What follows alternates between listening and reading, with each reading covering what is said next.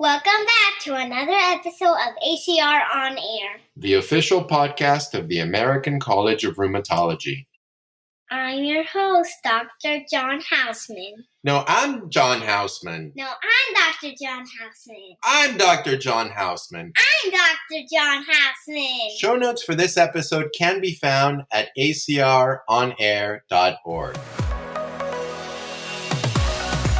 Welcome to ACR On Air, the official podcast of the American College of Rheumatology, where we have engaging conversations with leading rheumatology professionals on topics such as the latest research on rheumatic diseases, solutions for addressing practice management issues, legislative policies impacting patient care, and more. Here's your host. Today, it's all about the kids. That was my daughter helping me out with the intro. I think she has a future in podcasting, don't you? Anyways, back to the kids. So I did my residency in med-peds, meaning that half of my time I was training at the children's hospital, learning how to take care of kids, and the other half I was at the adult hospital, learning how to care for adults. I was often asked by my colleagues which specialty I liked best, internal medicine or pediatrics. And it was always a really challenging question, but I remember saying that I really enjoyed internal medicine because there was usually a lot of evidence from which to base our treatments. And in contrast, for pediatrics, there was less information from which to draw recommendations about the best treatment for children. But fortunately, things are changing. The ACR just released 2 treatment guidelines for children with juvenile idiopathic arthritis, or JIA. One paper provides updates on the medication management of JIA, focusing on the treatment of oligoarthritis, TMJ arthritis, and systemic JIA. And the other paper focuses on non-pharmacologic therapies, medication monitoring, immunizations, and imaging. My guest today is Dr. Karen Onel, who's the lead author of these recommendations. Dr. Onel is chief of the Division of Pediatric Rheumatology at the Hospital for Special Surgery and a professor of clinical pediatrics at Weill Cornell Medicine. Of course, no recommendations are without controversy, and Dr. Onel and I will definitely discuss these, as well as highlight some critical updates to the recommended management of children with JIA. I think this episode will be particularly helpful for pediatric rheumatologists, as it provides updated recommendations that we can use with our patients. It should also help adult rheumatologists who are often asked to care for children with JIA because of the shortage of pediatric rheumatologists in much of the country. At the same time, most of these kids eventually grow up, and many of them will continue to require the treatment of an adult rheumatologist. So it'll be important for adult rheumatologists to be up to date regarding the management of JIA. And finally, I think our discussions should be helpful for patients with JIA and their families, as we highlight some suggestions that you may want to discuss with your healthcare team. Let's get on with the show. Karen, welcome, and thank you for joining us in the show. Thank you so much for having me here today. So I wanted to start a little bit about the history of the ACR writing guidelines for juvenile arthritis. Can you tell us a little bit about when the ACR began thinking about guidelines for JIA and how they have evolved over time? Well, this is not the first iteration. This is actually the redone version. And the original set of guidelines were written in 2011 and then a subsequent manuscript in 2013, specifically addressing systemic JIA. And those of us who take care of kids with arthritis know that since 2011, or really 2010, because they're written before, the field has just dramatically changed. So the ACR undertakes this project to episodically redo guidelines to stay consistent with what's in the literature and obviously novel therapies. And so the plan was to undertake redoing the guidelines starting, I think, in 2017. But the field has changed. So 2 manuscripts, 2 projects became 4 projects and took years. And amazingly, I think the thing for me that was so astonishingly amazing was over the course of writing the guidelines, at least my part, the second half of them, we had several new drugs. that came upon even since we finished the manuscript. We've had a COVID pandemic. So these guidelines need to be redone often because we have to be nimble to reflect what's going on in the world around us. Yeah. When did you start thinking about developing and revamping these guidelines? So one of the things that was important is that the ACR changed its way of analyzing data from the RAND methodology to GRADE methodology. And what GRADE does is really takes into consideration how certain you are of the decision. So would you make this decision 100% of the time? Would you make this decision based on strong evidence? Would every patient make this decision, as opposed to just rating evidence in terms of RCTs being the highest and so on and so forth. So this is a little bit of a different methodology. And there was another group of PIs, actually, Sheila Angeles Hahn and Sarah Ringgold, who were the first PIs of this project. And it was very clear to them that this was not going to be doable in one set. And they elected to basically set up the questions that they thought needed to be answered. Those are called PICO questions, the questions of interest. And then they split them. So the first manuscript in 2019 on uveitis and the second on polyarthritis, enthesitis, and sacroiliitis were done. And then it was time to embark on essentially whatever was left. At which point both doctors, Angeles Hahn and Ringgold, said, thank you, no thank you. We need a new fresh set of eyes. And so, it's a little bit like playing tag you're it, but as chief of the ACR's Committee on Ethics and Conflict of Interest, everybody knows that I am unconflicted. And it is really critical, I think, for all guidelines, but especially for pediatric guidelines, to have really an unconflicted, as best unbiased group of leaders as possible when we write these. And so people said, okay, we'll ask Karen. Like I said, tag you're it. And I said, sure, sounds fun. Nobody really tells you what this is going to be like. It was the most extraordinary experience of my life, but it has basically taken a large part of the last 2.5 years. And I couldn't have done it. And I just want to remember to do this before we finish, is that you can't do these alone. And that's the thing that you realize, that it really does take a village. So I don't want to discuss them without thanking the ACR professional staff, the voting panel, the core team, the literature review panel, which I think is just an amazing job. And then finally, and most importantly, the patients and caregivers who participated. You need all of those people. And so what we're talking about today, I had the privilege of being principal investigator for, quote unquote, but this is a group effort, and it really reflects, I think, a lot of people's views, beliefs, and decisions. Yeah, I think in, looking at the list of authors, I was certainly a lot of prominent physicians, and I believe there were also patients or parents that were involved in these guidelines. And I've loved seeing sort of the development of patient and family involvement in the process of writing the guidelines, and the process of developing a research study, and the process. It's been great because we're doing this for them. And, it's remarkable how long it's taken us to realize that they should get in the kitchen with us and try to help out as well. So seems like, as you mentioned, the 2019 guidelines were about poly-JIA and uveitis. And then everything that was left over was oligo-JIA, systemic, and TMJ disease. So that's, I guess, what we're going to be focusing on today. One of the things that sort of struck me just in how you set up these questions is classifying oligo-JIA as its own thing, when we all know that when we think about oligo-JIA, that could be the 2-year-old girl with ankle arthritis, or oligo could be, the 10-year-old boy with enthesitis-related arthritis. So what was the decision that led you guys to lump them into one group? So it's very interesting. The decision was made in the first part to address polyarthritis irrespective of class. And we did the same thing then here, looking at oligoarthritis regardless of class, because in real life, that's actually the way we treat patients. We could argue forever about the classification criteria, but they're classification criteria, they're not diagnostic criteria, and they're not treatment criteria. So we decided really to think about this as very few joints versus lots of joints, and separated it that way.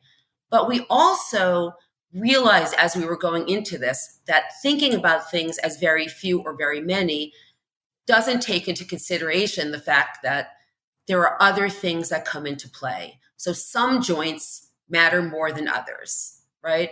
And some features like erosive disease, even if it's only one or two joints, is not going to be the same as somebody who has no erosive disease. So when we talk about risk factors, and that was one of the ways they set it up, in the original set from 2019, they put it in terms of high, low, or medium activity. We decided not to do that and to really leave these in some extent open-ended so that you can consider any patient as having high activity or low activity based on these risk factors. And letting practitioners, caregivers, patients talk about the ways in which the disease affects them, at least in part, to decide what makes something terrible or what makes something that you can treat more slowly. Yeah, I think some of the things that you mentioned as risk factors for poor outcomes include things that we sort of realized for a while, like ankle, wrist involvement, hip involvement, SI joints, the TMJs, erosions, as you mentioned, elevated inflammatory markers. So I think you're right. As a clinician, these are things that we look out for. And I guess it's nice to have that flexibility in the guidelines saying, well, it's oligo, but it's the wrist, or hip, and I'm going to be maybe more aggressive to that end. And then I think for TMJ, oligo, and systemic, I was also struck by the fact that you had NSAIDs as therapies for all of them. And, I know certain physicians that are totally against that idea of using NSAIDs for monotherapy in JIA. So going back to the original set of guidelines in 2011, pretty much NSAIDs were across the board mandated for like 2 months, I think it was. And, if you know the pediatric rheumatologist, and of course we all know each other, there aren't all that many of us, you could probably look at that list of people who wrote these guidelines, all, 30 of us or whoever did the literature, and know who said, oh my God, I can't believe you have NSAIDs here, and who said, you don't have NSAIDs here, I can't support this. And the truth is that there are times, especially while you're making a diagnosis or setting up a joint injection or doing a million other things, where a couple of weeks of an anti-inflammatory are not inappropriate. What we wanted to say was very, very limited. And I believe we said specifically as part of. In other words, it's an adjunctive therapy. It is not a therapy in and of themselves. So remember, these are consensus guidelines. And just to say one quick thing is that, GRADE does rate the evidence as very low, low, medium, or high. And these were essentially all based on very low evidence. So even though people had exceedingly strong feelings about what the right answer was, the answer is it's a really good answer for many people, but it might not be the best answer for every single case. So we tried to be somewhat broad and express the fact that we would like to limit the use of NSAIDs, but that in some situations they might be appropriate. Yeah. And I think another trend that I saw was the idea that if and when glucocorticoids are used, they should be used in the lowest doses for the shortest amount of time. And I think sort of that goes along with the trend that we've seen in other diseases like vasculitis, where all the recent trials are trying to see, well, what's the smallest amount of steroids that we could use and still get away with? And I thought that was nice to see in the pediatric literature as well. Well, I think we really have to think about medications that people may be comfortable with unnecessarily or inappropriately comfortable. So one of the parents at the parent meeting said, quote, if I knew how hard it was going to be to get off, I would never have agreed to starting them in the first place. And steroids feel very comfortable because we use them in pediatrics for so many different things, a 5-day burst of steroids for asthma or a short course of treatment for HSP or any number of different things. But in reality, we know, especially through COVID, they're amongst the worst medications that we use, most immunosuppressive, damage to bones, issues of gastritis, poor growth, etc. So although they feel familiar and comfortable, they have incredible morbidity that we don't necessarily always stress. So we really thought that it was important to say to the families, to the community writ large, that you might be scared of these novel therapies, but the thing that you feel comfortable with is actually much more problematic. And so we really wanted to stress, if you need them, the least you can get away with for the shortest amount of time. And of course, systemic J with MAS is of course different, but that's really one of the things we wanted to communicate. Fewer NSAIDs, fewer glucocorticoids. I guess my take-home point of sort of the oligo patients, you recommended maybe a short course of NSAIDs, intra-articular glucocorticoid injections. I think we've all seen that they can be very beneficial. And then after that, if you have failure from those, I think the idea is to start some sort of conventional synthetic DMARD like methotrexate.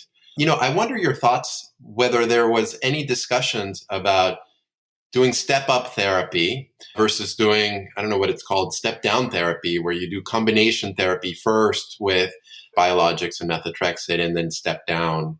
So Yuki Kimura and her group actually just presented at the 2021 Convergence meetings the results of STOP JIA. And what they looked at for polyarthritis was whether or not there were a differential outcome if you did exactly what you just said, step up, which would be a conventional followed by biologic, DMARD early combination, both conventional and biologic, and then biologic alone. I think the reality is that most of us don't have access to biologic alone first line. And in fact, that was the shortest group. What they found was at the end of the year, there was really no difference between groups, but it looked like at the end of 2 years that early combination therapy for polyarthritis was better. I think that the literature still supports the use of a conventional disease-modifying drug first for oligoarthritis. It's a little bit of a different phenotype, and we could argue about this. There are two things to say. One is insurance still is a barrier. We really tried to say in this manuscript, we took out times. I hope you noticed that. There was no you try this for 3 months, because what we wanted to say was you can start with whatever it is you start with, but if the patient is getting worse, the clock is irrelevant. And so when we say start with a conventional disease-modifying agent and then add a biologic, that could be very quickly if the patient is doing poorly. So, I think that's an issue. I will say that after the last guidelines, after the 2019 were published, there was some back and forth with some parents. Actually, it was published in the journals about the fact that the patient strongly preferred biologics over methotrexate. And as we know, there's a huge amount of methotrexate toxicity. Our parent group basically and patient group said the same thing. But what they really said was they would do anything that the physicians felt was most appropriate, as long as, again, if it wasn't working, they didn't want to sit on medicines that didn't work. And if they weren't feeling well on it, they didn't want to sit on it either. So I think although the recommendations still would support a conventional synthetic DMARD first, there was some hesitation there, and there were certainly feelings that there were situations where early combination or biologic alone would be appropriate. And as you pointed out so appropriately, oligoarthritis, teenage boy with a swollen knee and a swollen Achilles tendon, in enthesitis-related arthritis, the recommendation was to go really from an NSAID to a biologic. So we wanted a lot of nimbleness and flexibility here based on patient characteristics. Yeah, it sounds like you're trying to thread the needle and do what's right for patients and families, and have into consideration all the other constraints about insurance and physician comfort with these things. That makes a lot of sense. And actually, the point that you just made is an important one, because we know that in the United States, about half the kids with JIA are taken care of by adult practitioners. So you have the viewpoint that we shouldn't, I feel it, as many people do, no NSAIDs, pushing onto DMARDs right away, et cetera. We're talking about people, for instance, who aren't trained in taking care of children, and previous data has shown that the non-pediatric trained people are less likely to start DMARDs. So we're answering back also, though, a group of physicians taking excellent, well-intentioned care of children but under-treating them or using glucocorticoids. So we're threading the needle in many ways. That's a great point, Karen. I didn't realize it was that half of the children with JIA are cared for by adult practitioners. Well, I think if you look at the map, it's really, really interesting. I was just actually reviewing CARA, which is the Childhood Arthritis and Rheumatology Research Alliance, the map of the CARA sites, which really reflects where the Children's Hospital is. And there is a giant hole in the center of the United States. As you know, there aren't nearly enough of us. We just had our match recently for fellowship spots, and it was about 70% filled. So we need more practitioners. And we know that adult rheumatologists, nurse practitioners, physicians, associates, et cetera, provide a lot of our care. So this manuscript is also for them to say, please don't undertreat. That's great. And then speaking about treatment and how you think about whether or not to add or augment treatment, you recommend having some sort of, disease activity assessment, such as the JDAS. I wonder how often are validated measures like that used in clinical care? I think more and more. I'll give you an example of how I think they're helpful. I was taking care of a young boy who presented with high inflammatory markers, involvement of his ankle, and a bunch of swollen joints. He had polyarthritis. And I sort of turned around maybe 9 months into it and said, wow, he is not under control yet. This took far too long. So the way that disease activity measures, I think, can be used for physicians is to remind you of what your goal is, which, Ravelli and Level et al. Had said remission in 6 months. 6 months is fast, especially if, families need to come back and forth, et cetera. It can really, 6 months passes very quickly. But we are one of the PR Coin sites. That's one of the pediatric rheumatology quality groups and the Care and Improvement Network. And so we're starting to do JDASs after we see patients. And it is interesting. Most of our patients do well and end up with low JDASs, but seeing the numbers sometimes is really eye-opening. And the other thing is it includes patient outcomes. And I think one of the things that the family said, and I really want to stress this, tremendously, is that we often say that you are fine, right? Because we rate disease activity as a 0. And then your eye goes up to the top of the page, and the page says to the patients, how are you feeling? What's your quality of life? And it's not good. And so when you get your JDAS score, though, instead of the 0 that you think you're going to get, and you're getting a 4 or a 5, it reminds you that there are questions we're not asking about pain and fatigue because we're very focused on your labs are good, your joints aren't swollen, et cetera. So in many ways, I think these disease activity measures are really critical in clinical use. And I think many of us are going to move to them. I think we should, if only for that reason. That's a fantastic point. Let's shift topics a little bit and talk about TMJ arthritis. I remember when I was starting my fellowship, it was all about if anybody, certainly we evaluate for TMJ, and I would get reprimanded if I didn't measure the intra-incisor distance and see whether, the jaw opening was symmetric. And there was a big push to evaluate for TMJ and to inject TMJ with intra-articular glucocorticoids. And then sort of more recently, it seems that some harm or some questions about risk may have come about. I wonder how you incorporated those two aspects into the guidelines. So that is the TMJ section was one of the most interesting things that I've ever participated in because there is no data, nothing. So this really, I would say that section more than anything else was really to a degree eminence-based rather than evidence-based. And one of the things, I think it's clear over time that although intra-articular corticosteroid injections can be useful, they also may lead to AVN if they're not appropriately done. It may lead to heterotopic ossification, and it's unclear whether they should be done under imaging or not. Many of us have moved towards more of you need systemic treatment. And imaging, I think, has been tremendously important. Standardization of the way we image the TMJs. And all of this is true. But there was a patient on the panel who said that we also don't really understand how truly terrible it is to not be able to open your mouth. You can't eat, you can't speak, etc. And especially in a skeletally mature person, there are times when a steroid injection is necessary. And this might be a situation where a short course of oral glucocorticoids are necessary. So I think we wanted to give it its own hub because we wanted to stress the fact that in many ways it is different and needs to be treated with its own level of seriousness because of the way it truly impacts quality of life and function, but while recognizing the fact that there's a lot of literature and a lot of studies that need to be done. Great. And then for the final, arthritis topic, you guys addressed systemic JIA, which is in and of itself its own beast.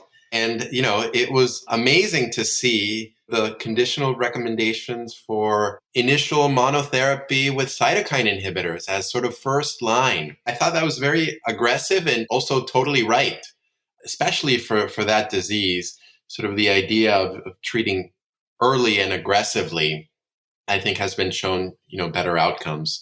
Was there a lot of discussion about coming up with those as the initial guidelines for systemic JIA? It's actually quite interesting because I thought we pretty much all agreed that for most children that was going to be the right thing to do if you could get them. So that's the first caveat is we are leaders in writing these guidelines, but the rest of the world doesn't have the same access necessarily to medicines that we do. So not everyone can start with a cytokine inhibitor.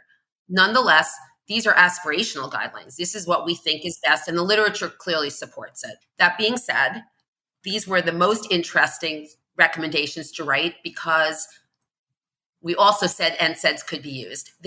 Studies have shown maybe 20% of kids with what are thought to have systemic JIA will get better on NSAIDs alone. I will say that the diagnosis of systemic JIA has changed over time. We treat people earlier. They don't all necessarily fulfill criteria, but there clearly is a small group of people in whom NSAIDs alone will work. They may have something different, but irrespective of that, we wanted to say basically what we were saying throughout where NSAIDs are concerned. You can use them very briefly, and patients will either respond or not. And if they're not responding perfectly, you got to move on. Yep. Great. And then I think the only time in the guidelines where you actually recommend the use of glucocorticoids was in the setting of MAS due to systemic JIA, I guess in combination with cytokine blockade. Is that right? We certainly, in the setting of MAS, did not want to communicate the same message that the least for the shortest amount of time is always the appropriate choice. These children come in and they're incredibly sick, and you need to do whatever it is that you need to do to get them better, whether it's high dose, oral, pulse. I mean, these are critically ill children, and they should be managed by people who are comfortable with critically ill children. But then, of course, we want to be able to get rid of them as soon as possible. Those of us who have done this for a really, really long time remember what it was like when all we had for these kids that were steroids, and all of them ended up, not to paint with a broad brush, but we were doing a lot of hip replacements, and kids were short, and the arthritis over time was devastating, and we don't see that anymore. So it's clear that we've changed the phenotype. Of course, nothing is free, and we all have seen cases of this really devastating lung disease that somehow is related to the use of cytokine inhibitors in this group. But a lot more information is needed, and certainly these drugs are life-saving. So we wanted to express the fact that there are concerns, but we also, like I said, those of us who trained in the last century, doesn't that sound amazing? But to remind people that this was a devastating disease that foreshortened life on its own, and really to endlessly weigh, the decisions that we make. And then moving on, the last manuscript for the JIA guidelines discussed non-pharmacologic therapies, medication monitoring, immunization, and imaging. And one of the things that was recommended is the use of physical and occupational therapy for kids with JIA. I wonder, what your thoughts are on, does that mean that everybody needs it, or that anybody who wants it should get it? What's your approach to referring patients to PT or OT? Well, I think that's really interesting. And I just want to take a moment to say the reason this is 2 manuscripts is, can you imagine all of this in one manuscript? It's unbelievable. But from my perspective, I think probably all the kids would benefit from physical therapy. Our patients are doing incredibly well. They're athletic and wonderful and jumping around like crazy people. If you put them on a gait analyzer, you see that they have these subtle defects. And this week I saw a patient with arthritis, probably for about 2 years, for a second opinion. And he had just gone to see an orthopedist because mom wanted to know if there was something else they could do other than medications. And the child had pretty significant quadriceps and gastrocnemius atrophy and about a 10-degree knee flexion contracture. And the orthopedist said, well, there really isn't anything that you need beyond this because he's playing soccer every day and he's athletic.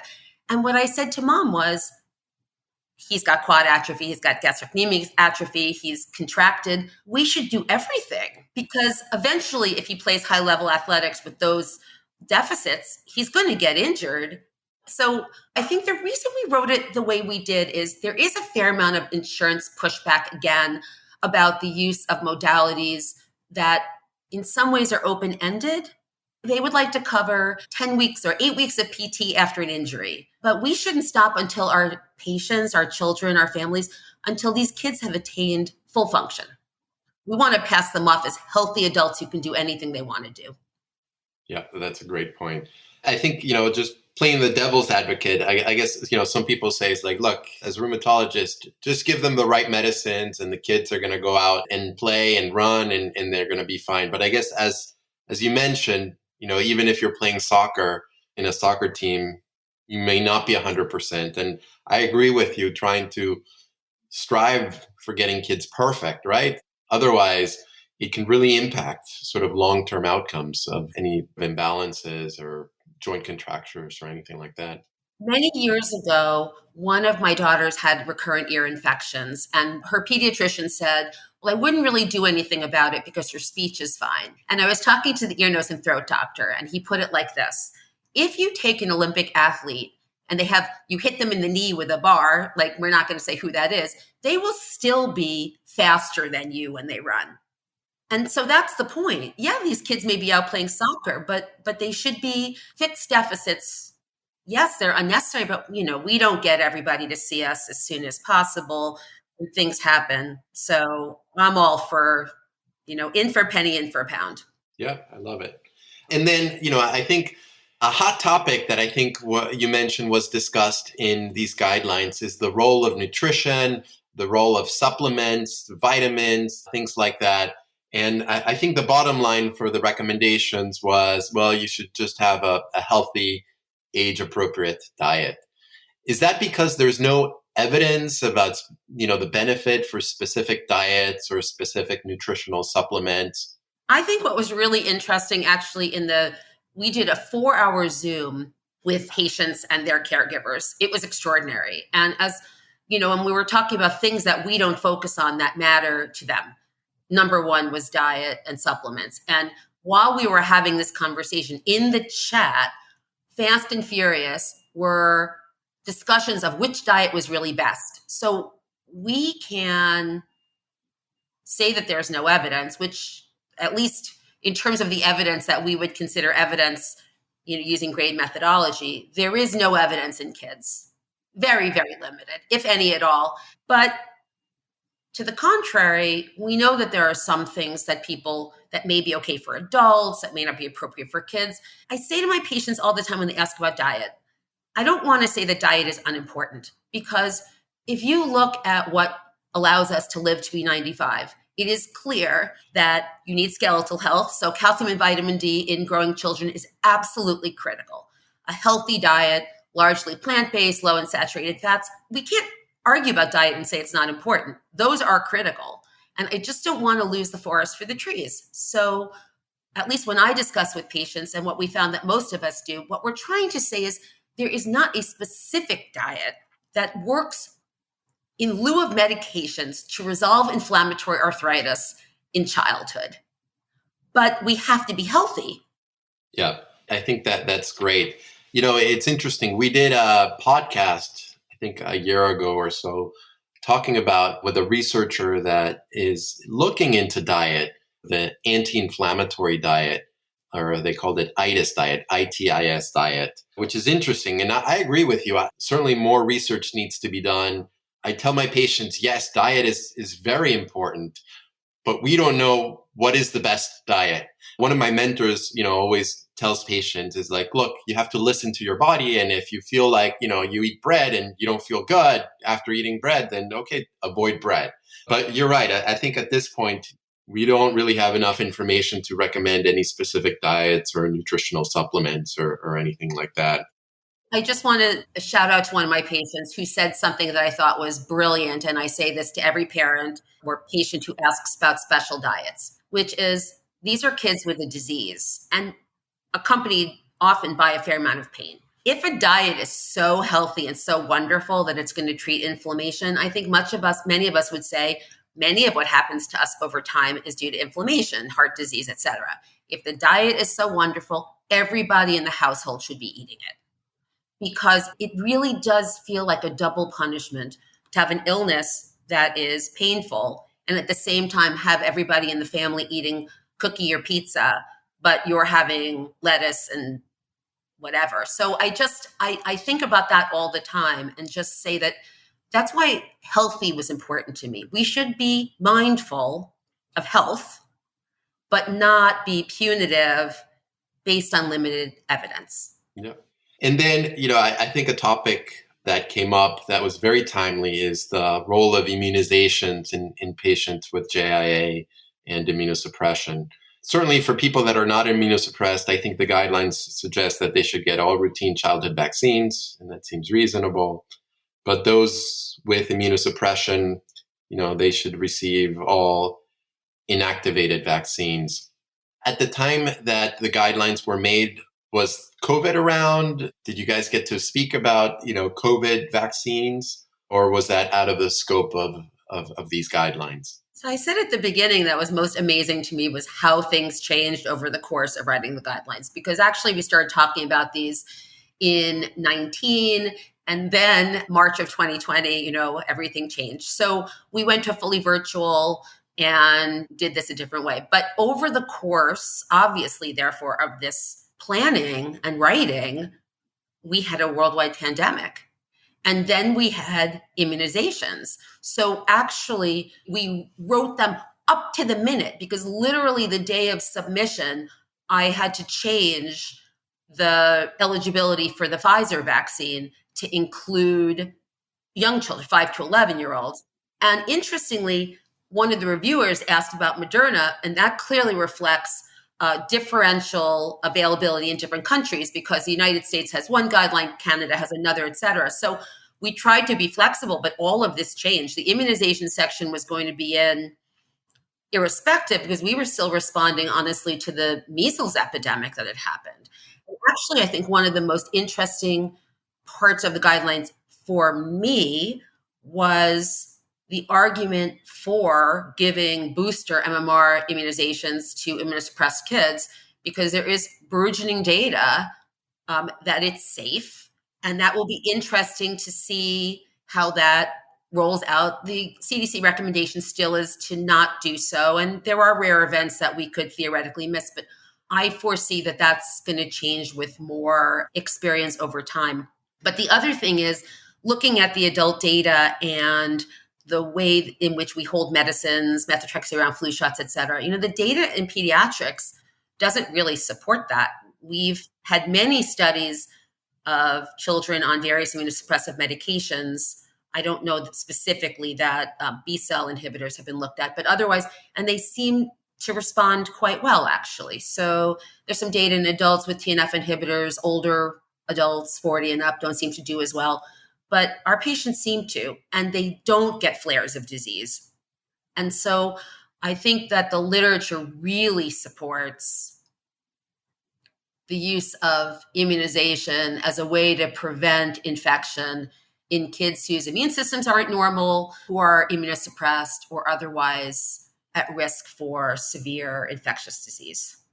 And I think a reminder for me was the recommendations for household contacts to get both live and attenuated vaccines, especially if the child is unable to get live vaccines. I think that's a great idea to sort of help protect the child from all the other close contacts at home. I do tell parents all the time who agree to actually get their children flu shot, but not themselves, that, really where we get sick is at home. Like, we very much worry about schools, and we could argue about that forever, but I had 2 children and they just pass things back and forth. So everybody at home. Yep. And then one thing that I thought that was interesting, you provide recommendations about baseline monitoring for medications, methotrexate, checking labs every 3 to 4 months. And one thing that surprised me was this thought that perhaps children need less frequent laboratory monitoring than adults because of the less frequent, comorbidities. I thought that was really interesting. As an adult, I also see adults and very careful about checking their methotrexate labs and telling them about stop drinking and monitoring their other medications. It seems reasonable that kids may need less frequent blood work monitoring. Are studies being conducted that are looking into that, or is that something that you think, should be done in the future? If you look at the studies of methotrexate in kids and the number of people who have to come off study because of persistent lab abnormalities, they're incredibly few, especially in, an under 10-year-old population. But we don't specifically address it in that way. But it has been looked at, every 3 to 4 months, you miss nothing. But I think the other issue where children are concerned is the balance of risk of abnormality versus the incredible challenge and sort of stress that frequent lab tests induce in a 2-year-old as compared to a 50-year-old. The balance is different. However, I will say that despite the fact that we had the general sense that we were checking too many labs, the families weren't tremendously against that. They also want to make sure that the children are safe.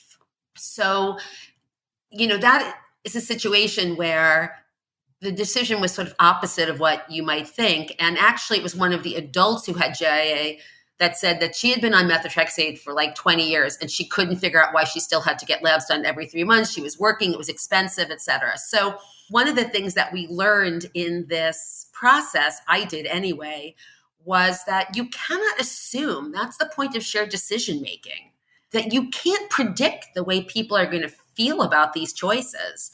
So here was a situation where actually I think we were more aggressive than many of the families were. And then one thing that was not included in the guidelines was the role of mental health as part of the treatment for JIA. For a lot of patients, this just having a medical illness, right? Needing to go to the hospital, as you mentioned, needing to get blood draws and medications and feeling different from your peers can be a huge source of stress. And patients often benefit from mental health counseling and mental health support. And I wonder why mental health recommendations or interventions were not included as part of these guidelines. Gosh, thank you for asking me that. And let's go back to the issue I was talking about, patient-reported outcomes. Most of us are allopathic physicians, some are osteopathic physicians, but we treat, we're taught to treat medicine with medicines and do physical exams and, look for objective, measures of things. These PICO questions, the questions of interest, were put together in 2017 by an exceedingly thoughtful, well-intentioned group of physicians, posted online for all of us to review. We read them, took what's left over in 19, and went on our merry way. And I sat down with the parents and patients, and the first thing they said to me was, where's the mental health stuff? And of course, we know, thanks to the work of people like Andrea Knight and Tammy Rubenstein, that we recognize more and more that we haven't done a very good job at, asking patients how they feel. So we just missed it, honestly. And it needs to be added. And we need to have people on the panel who are professionals and can really address these topics. So that is for sure a goal. And I know that Kara is about to put together some guidance for mental health screening. I will also, though, just say that it is clear over the past 2 years that we don't have enough pediatric mental health practitioners, and it's really a disastrous nationwide shortage, certainly brought more to the forefront by the pandemic. And studies show we don't have nearly enough, and everybody that we have is in the big cities, and not everybody in the United States lives in big cities. So sometimes we don't address things because we know we can't help. But that was a major mistake on our part. And we comment on it because it should probably be first in many ways. Right. So you mentioned at the beginning that a lot of the guidelines were sort of made with very little evidence because there's just not enough research. So what are the research topics that you would like to see over the next few years for anybody out there who wants to apply for an NIH grant or a Rheumatology Research Foundation grant? What are the questions that need to be answered that you think, would be at the top of your list? I think you have to look at these guidelines and read them in many ways as a research addenda, actually, because if all of the evidence is very low or low, we have to fill it in. These should not be based on what we all feel is the right answer. There should be literature. So quite frankly, we could study anything that we've talked about today, and it would be important. There's certain things that are, clearly important. I think Stop J was trying to get at the issue of when we should start biologics. We don't have head-to-head of biologics. Should we always start with TNF inhibitors? Should we use other medications? Should we use it in combination always? Who needs what? We lumped phenotypes together, obviously. These are very different diseases. More specificity about physical and occupational therapy, more obviously including things like mental health concerns. But really, the honest truth is we could do it all. And we need to actually perceive it that way. Do I think that we need to study one NSAID versus another? No. It was interesting. At one point, I was citing old literature on systemic JIA, just to demonstrate how poorly people used to do. And I found an article by Barbara Ansell, really one of the mothers of the field from Great Ormond Street. And she wrote a paper with others, of course, on the palatability of ibuprofen as a treatment for childhood arthritis. Do I think that we need to have evidence for that? No, I don't think so. And thankfully, that's not it. But the reality is that the questions are infinite. Great. I see that too. It's interesting. People often ask me about the differences between treating children and adults. And one of the things that I tell them often is that we have a lot of evidence for what we do in adults, which is sometimes very nice because I can tell patients that, yes, this works and I can prove it. And there's robust evidence whereas in pediatrics, I think it's both the art and science of taking care of children is that sometimes we have to do things even without robust evidence behind it. And even when we say very low evidence, which implies none, it's not exactly true because one really large, important trial, immunizations are a perfect example. Are there 1,000 articles in childhood arthritis? No. Are there a lot of articles in childhood arthritis and childhood lupus and HIV and IBD, et cetera? So we do share a lot of overlap with other childhood diseases, and we share a fair amount of overlap with our adult diseases. 16 is a very funny age for childhood arthritis, and physiologically, many 12-year-olds are adults. So I think that it's not that there's no evidence. It's in part, it's the way we ask the questions. There may not be an article that specifically addresses it, but actually really addresses it well. Great. And Karen, you mentioned that this project started in 2017. It took you 4 years to, now it's 2022. How are you going to update these in the future? Well, I'll tell you the truth. This is where the internet and the fact that everything is electronic really does help, because the literature searches hopefully will be easier because we know where we are now. We shouldn't have to go back to the beginning again. No looking at articles on the palatability of ibuprofen. So moving forward will be, I think, easier to do incrementally. So would I say that we should do this entire thing over again? no, well, for instance, the last manuscript on diet, on therapy, et cetera, is really multiple manuscripts. So I think these sections will need to be done in some ways, smaller projects more often, rolling. And I will say just, as a last thing, in all seriousness, over the time that we wrote this, and this is really important to consider, we had the approval of golimumab, we had the approval of tofacitinib. After the paper is done, secukinumab was approved for use in kids. The COVID pandemic started, a vaccine was developed. We are going to have to be more nimble.